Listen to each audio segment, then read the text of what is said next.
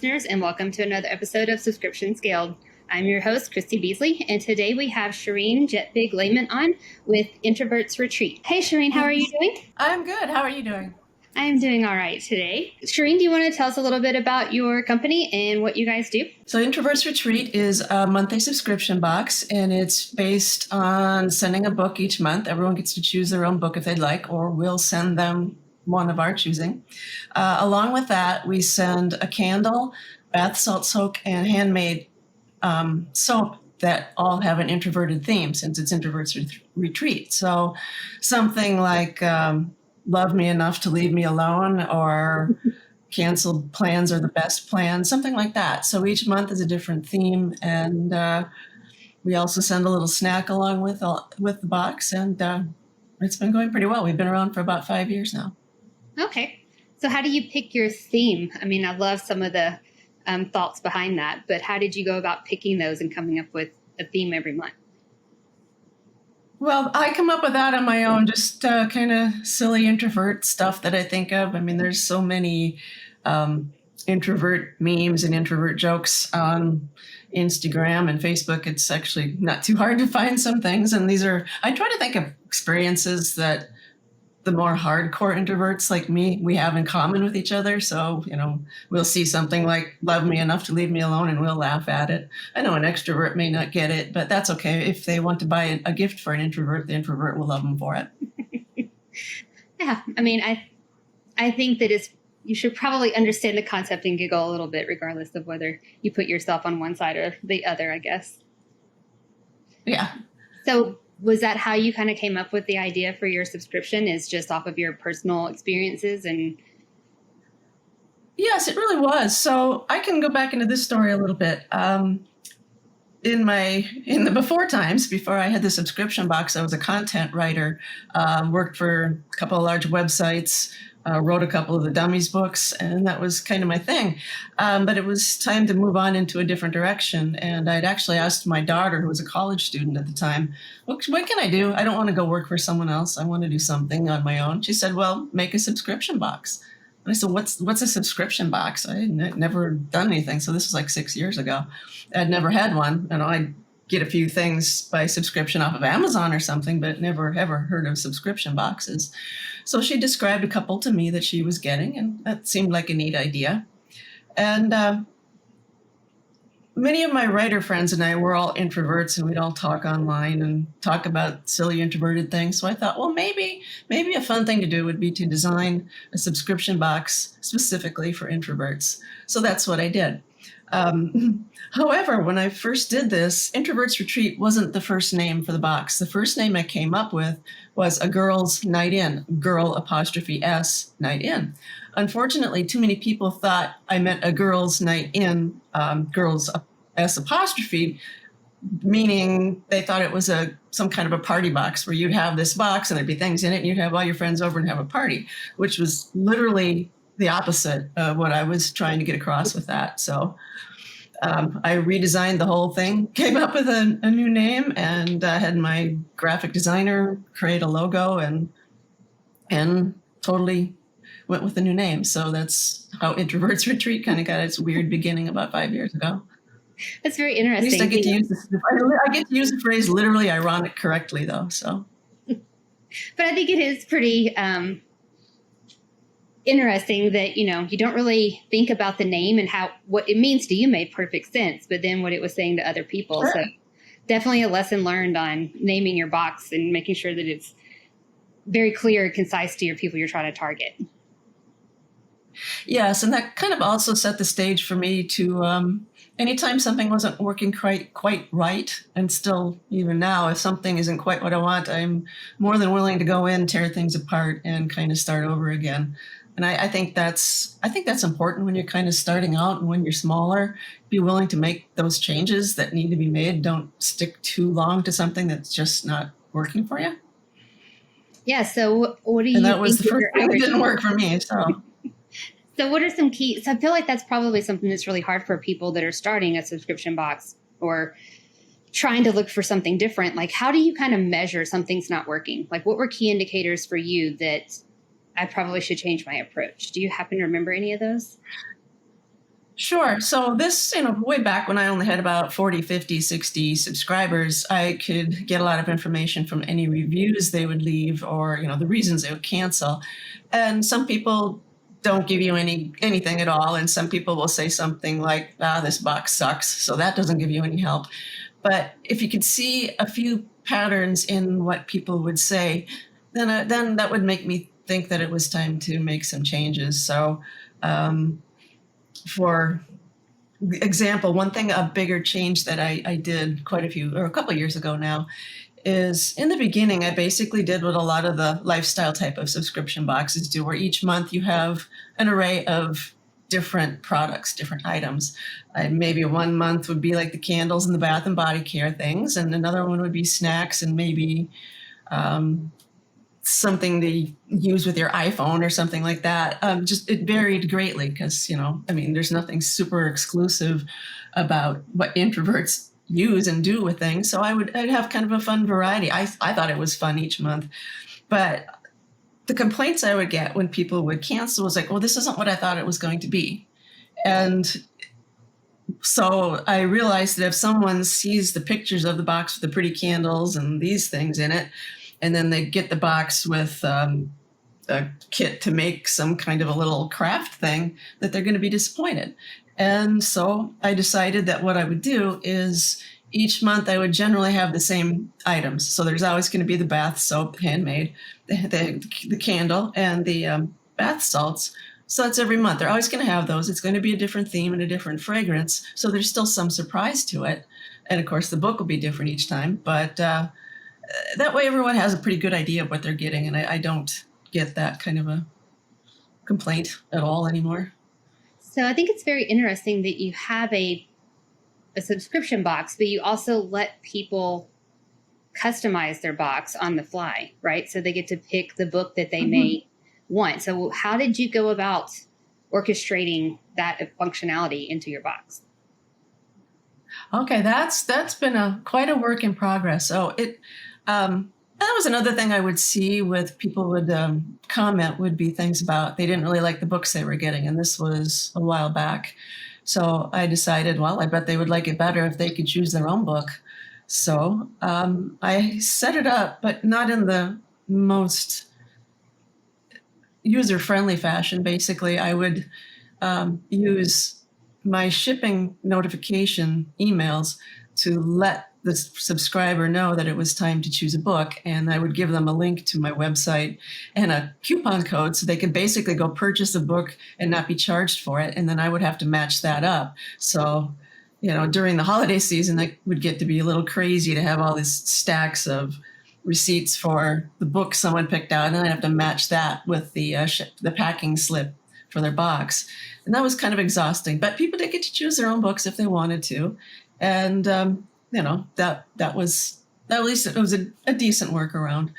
Now I have it something a little different where they'll get the notification before the box ships, and they go to a page, they pick one out, they hit select, and then I just add that into the order packing slip right in ShipStation. So that works pretty well now. So and people do like having their... Sorry, go ahead. What was that? Go ahead. Sorry. You said people do like having... No, that's okay. Is it cutting out on you again? Yeah, some people like having their own boxes. Yeah, I think we got a bit of a delay again. I don't know why it's doing that, but okay. Okay, so Go ahead, pick up. People like getting... Okay, so people definitely like having their own books. And another thing I added to that is I have something I call a best book promise. So if someone gets a book, whether it's one we choose for them or if they do pick their own, if they don't like it, I'll send them another one for free. Okay. So how do you keep up with... Well, now how do you said in the beginning you launched it and then you used ShipStation to kind of make that process a little bit better. But why did you go with your first solution in the beginning? Was that just all you had, or you didn't know any better, or? Yeah, that's pretty much all I had. So like at the time I was using CrateJoy, and I do get a lot through their marketplace, but I was using CrateJoy for the subscription part. And there wasn't a way to add something, to add a book easily each month into their subscription management on their own portal at all. Really too complicated. It was just easier for me to use. And for that, I actually used Pirate Ship. I would just use the shipping notification would have a link in it. And they give them basically 1 day or day and a half to choose that book. So it was not the best solution, but it worked. It was, basically all I could come up with at the time. So do you feel like creativity can be good? Yes. Do you feel like since you've got this other solution, are you able to give customers more time, more than just a day and a half to make their selection? And has that kept like your retention numbers? Have you seen those go down since you've implemented this new solution? Yeah, I still give them about 2 days to do it. It just seems like that works better. Otherwise, if people run in and choose it earlier, then sometimes they'll come back and then decide they want something else, and it gets a little confusing. So I still just give them a couple of days before we ship. So how do you manage that with your inventory?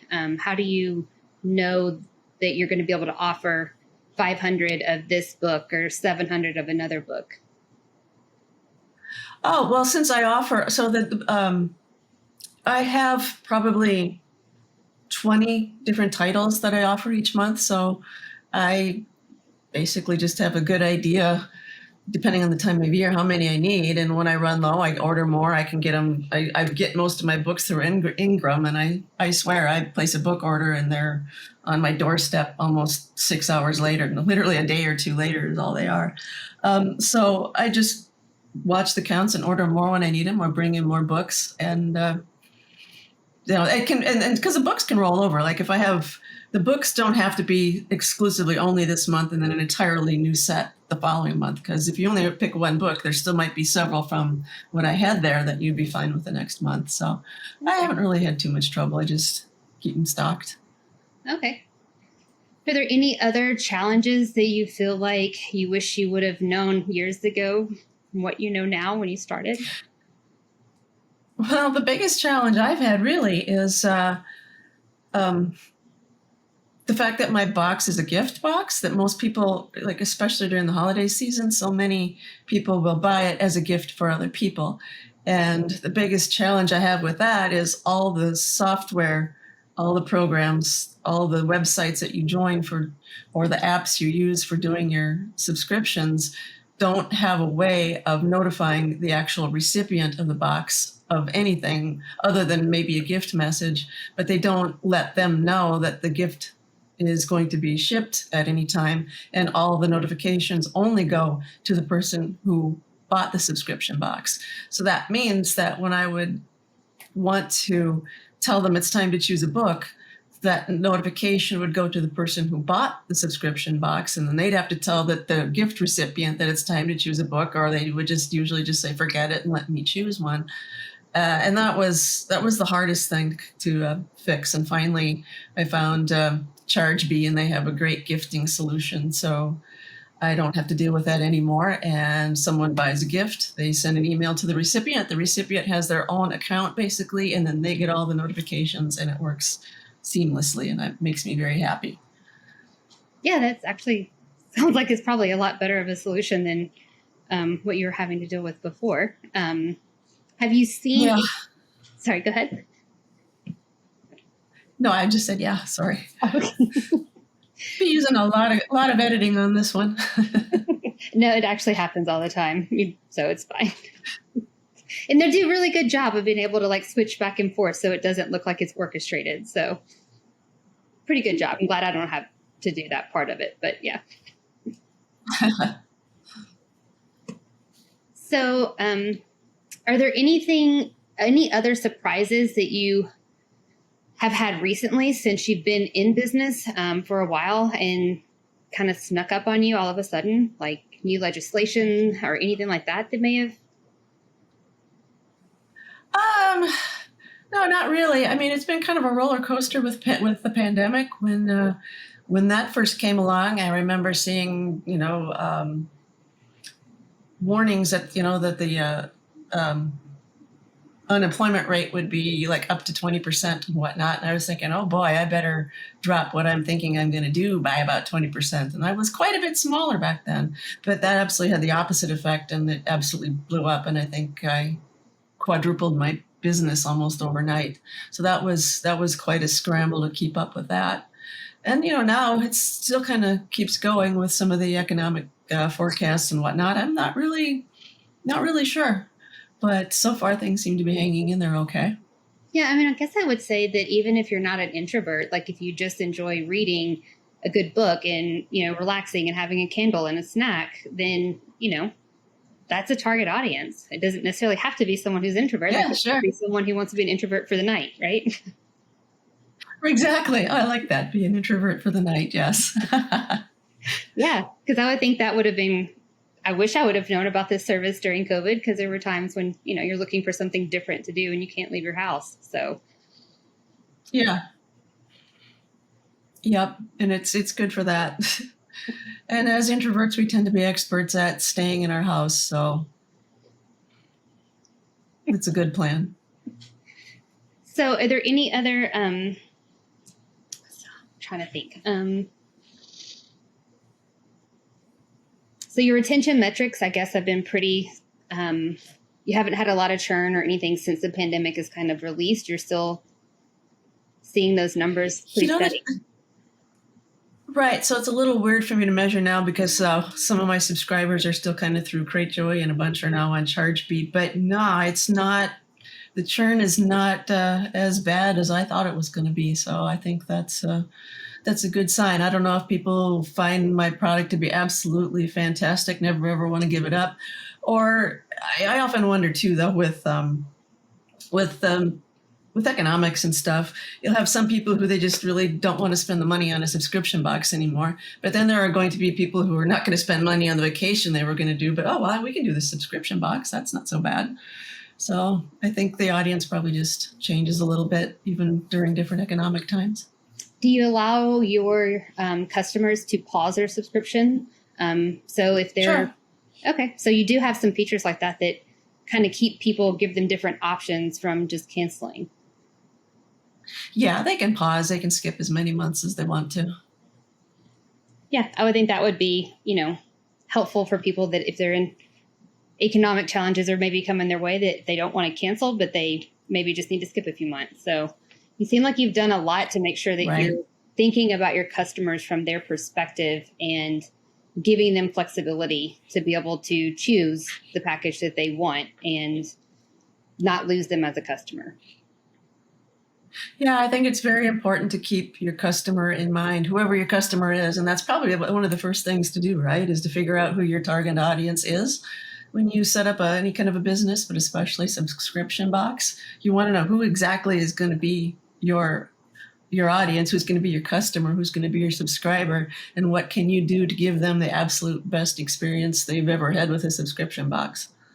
Yeah, you mentioned earlier that you used surveys and things like that, or questionnaires. Have you used any other means to solicit feedback from users that you found valuable? No, not really. At this point, I just mostly get the reviews from when they cancel, or if they, send them an email to just ask for a review. And it's probably about time to set up another survey and send out to people again and see if they have any new ideas. But been busy with switching software and various things and working on a redesign for the website and all these things right now. That's just kind of on the back burner. Yeah, I just actually got back from a subscription conference and was talking to a lot of people, and it seems you get to a certain point and you kind of have to rethink and revamp the systems that you started with to where you're trying to get to. Some work great when your volumes are smaller, and then as you grow, like you just need more flexibility or more functionality. So it sounds like you're in the middle of trying to evaluate all of that right now. Right, absolutely. Because where I'm at right now, so I do everything myself. And, when you have during the holiday season, it's pretty busy. If I have about 1,600 boxes to pack in a month by myself, that's pretty exhausting.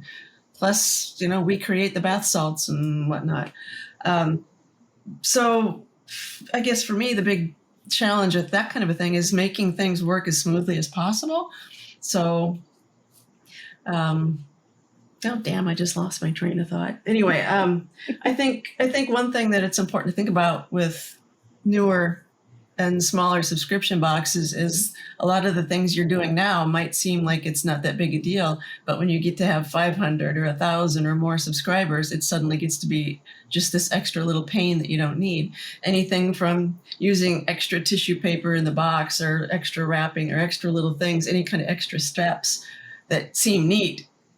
It's important to look at what they're going to be like when you scale a bit, and they may not be something you can even do anymore. So make things, I guess what I've always said to other subscription box people is everything I do either needs to make things easier or make me more money. If I don't want to make things complicated, just because I have no extra time on my hands. Yeah, and I guess did you find yourself feeling scared, or how did you make the decision to actually change something? Because when you're smaller, things are working, right? And then you hit a certain point, and I'm sure going to that next level is very scary, very challenging, because you may lose customers, but you may lose customers to gain more customers. So you may have a bunch of different things to think about. Right. So for me, when I get the idea, when it hits hard, and I pretty much need to act on it soon before the panic actually sets in. And I look at it like this. If I change something, and I mean, so far, everything, the changes I've made have had good results, but I feel like if I do make a big change, I can go back to what I did before, and yeah, I will have lost someone, but I know that what I have been doing works pretty well. I just want to make it work better.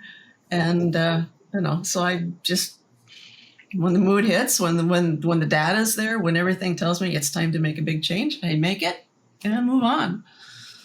And then you also mentioned that you're actually creating your own products. So you make the bath salts that you. Yeah, the bath salts I make myself. That's not really a too complicated thing if you have a real good system for it. The candles I have poured by a wholesaler, and they're not too far from me, so I can go pick them up basically, which is good because it's a lot of candles. And then also I do have the soap made elsewhere. Then I have it shipped to me, and then I will cut it and package it and put a cute little Introvert label on it. So it's still pretty hands-on here. And even when it gets bigger, I mean, I'm to the point where anything else that works really well, I'm going to have to move into fulfillment. But there's a fulfillment company nearby, so I will be hopefully working with them by this fall. Oh, wow. So that's actually coming up pretty soon. So. Yeah, yeah. So but as of right now, you're still actually making some of your products, and you're hand packing all of the boxes that you do every month, correct? Yeah, all of them. It's full-time plus, but that's fine.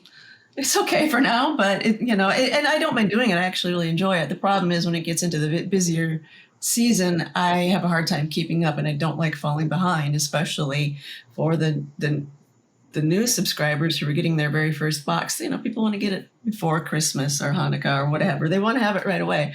So that's why I'm really thinking that if the growth continues as it has, or even if it stays about where I am, I'm pretty much going to have to work with a fulfillment. So that way I'll still have to do a lot of the product myself, but just getting someone else to fill the boxes would be definitely worth the price.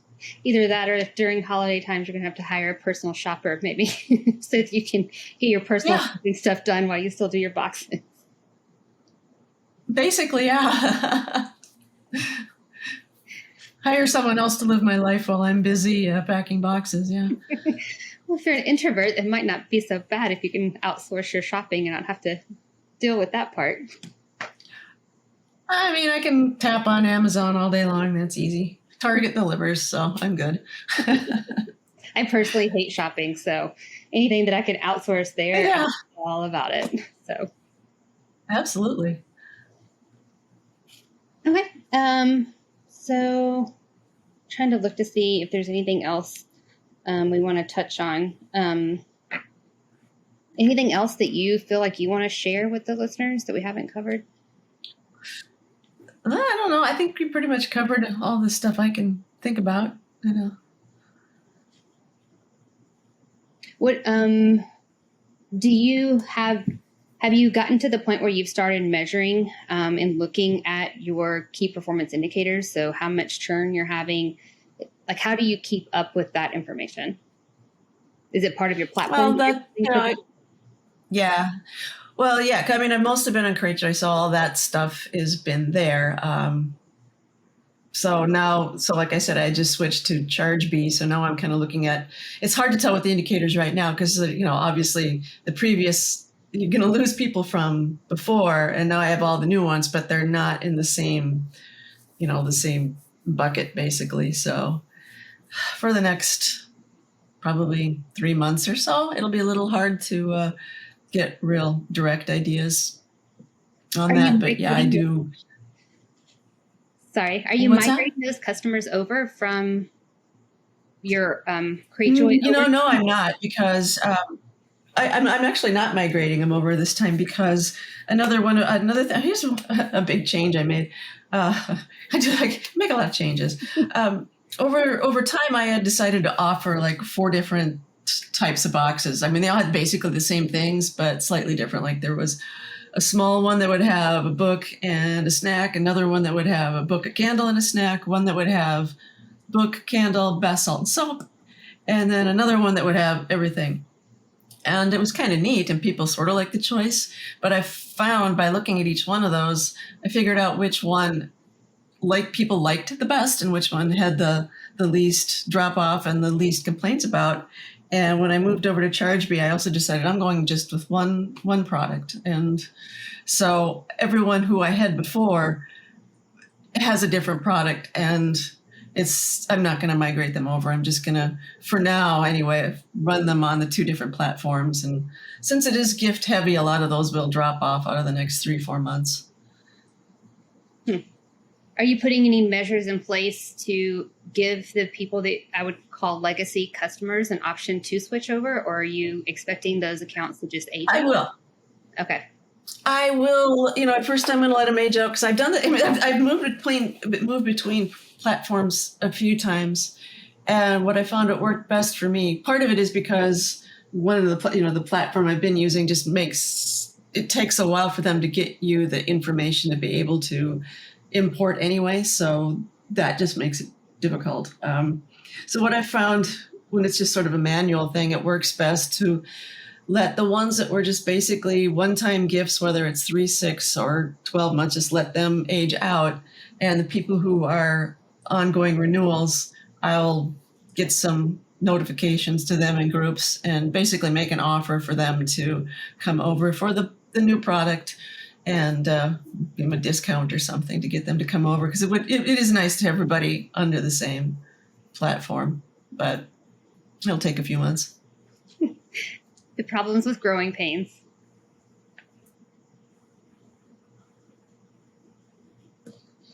Okay, well, I guess that's all we really have. Start over. Sorry, we start over.